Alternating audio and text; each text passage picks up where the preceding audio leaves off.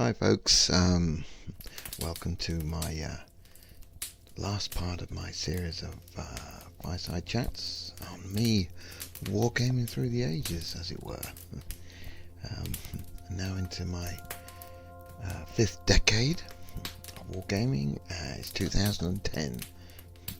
I think we're starting to recover from the Great Recession. Things are starting to improve for some people.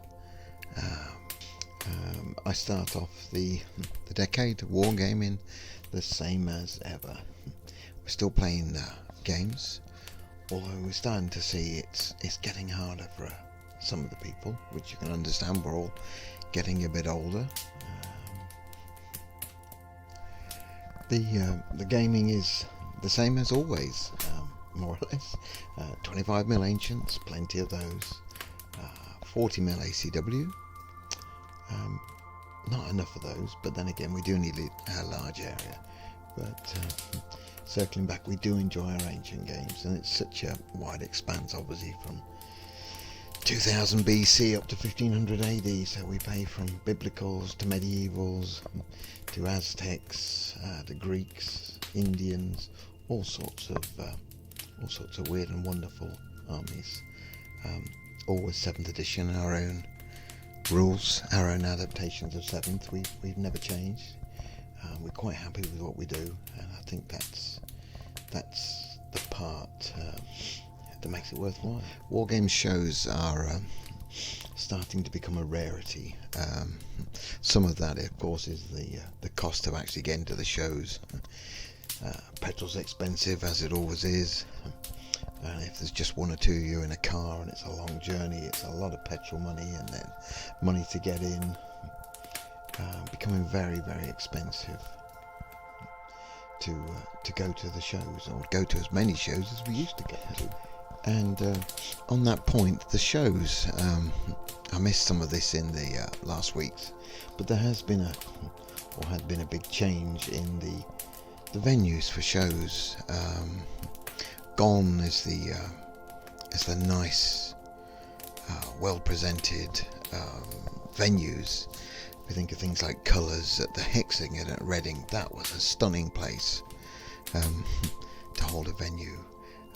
Kelham Hall, was that the home of wargaming, as it was called? Derby Assembly Rooms, very plush, very nice assembly rooms. And Chelsea Town Hall for Salute, very plush, very nice. How can I put it? Showing a good face to what wargaming is and was and probably should be. And what replaced those shows, in the main, was what could we say? Basically a warehouse, a wargaming a warehouse. Cold buildings, concrete floors, brick walls. It just lost the kudos that it had. I'm thinking of Colours at Hexagon, ended up at Newbury Racecourse, but buried underneath the stands with stacks of chairs and tables. It just looked a mess. I mean, I think they've sorted it out a bit now, but that was terrible the first time. Derby Assembly Rooms went to Donington, to the racetrack, if I remember. A cold brick building with a concrete floor, and it didn't look right. What else have we got? Obviously with Salute, I know they'll say they moved because of space, I understand all that, but I mean, that went to Olympia, I think, first. Again, concrete, 3 or 4 levels of concrete floors and whatever, and now it's at the Excel. Well, it was until it turned into a hospital. But again, a large concrete warehouse, great if you like a large concrete warehouse, but it doesn't look impressive. However much effort you put into the presentation, it's still a large concrete warehouse. And of course, the other side of this, we start to lose shows. So I can't think of all the names of them now, but we just lost several shows no longer to be held. I suppose the clubs, didn't want to put them on anymore, which is fine, I understand. That that's life. We've all got lives, I suppose, and it's a lot of work put on a show, a lot of effort, often for little rewards and little thanks. And of course, for me, the big thing is retirement. I decide to call it a day and retire. I could have carried on working longer, I suppose, but it just happened. Family commitments, events in the family, and so retirement. It all worked out and panned out okay. So now I can spend lots more time painting figures, as you've seen on here. If you see my pages, lots and lots of figures painted. Gaming again is still going down. Again, often there's only a couple of us. Sometimes there's more, but it is getting harder. It's very noticeable. Middle part of the decade, it starts to get harder and harder. I say shows is probably only 1 or 2 a year, and the games, no longer weekly games, sort of game once a month, once every 6 weeks if we're lucky. But this decade did bring forth a new game. We started playing World War II 28mm, and we started using bolt action. So that's a big plus for us. We hadn't anything new for many years. Yes, playing bolt action again. You've probably seen. It's a slow burner. We don't do it much.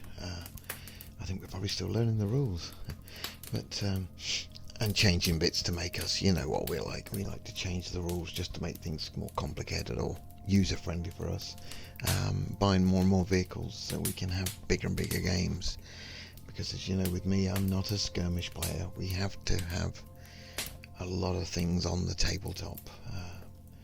I say our smallest table is always sort of 12 before. I might say it's 11 before, but it's basically 12 before is our smallest table, where we meet in the guys' living room. So that's my quite a quick roundup of the decade this year. Of course, we get to 2020, which was the non-event year for most of us. It didn't happen. We had to sit it out and ride this virus for whatever it is, and hopefully get through it, or as many of us get through it as we can. Yeah, so that's my 10 years.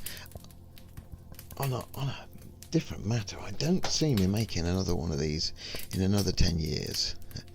I was just thinking about this earlier today, and thinking, my age now, another 10 years of wargaming, so by 2030, I'll be well past it. I don't see me driving around or hauling boxes of lead figures around. So I'm thinking this will be possibly my last 10 years of wargaming.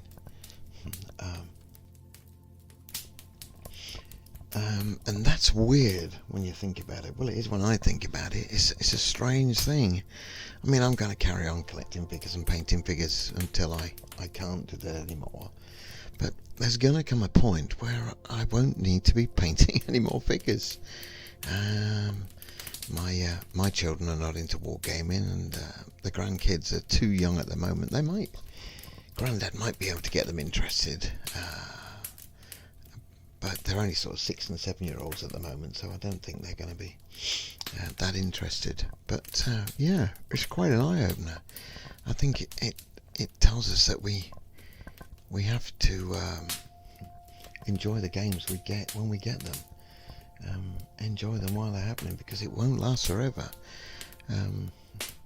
It's not. I'm not down on it. It's just fact. It's just one of those things. As I say, I'll be well past it in another 10 years. So thanks to those that have listened to me waffle on of my 50 years of wargaming. As I say, yeah, it was an interesting ride. I'm still on that pony, as they say, at the moment. I'm still getting the games in when I can. Well, hopefully this year when we can. But anyway, thanks for listening, and bye for now.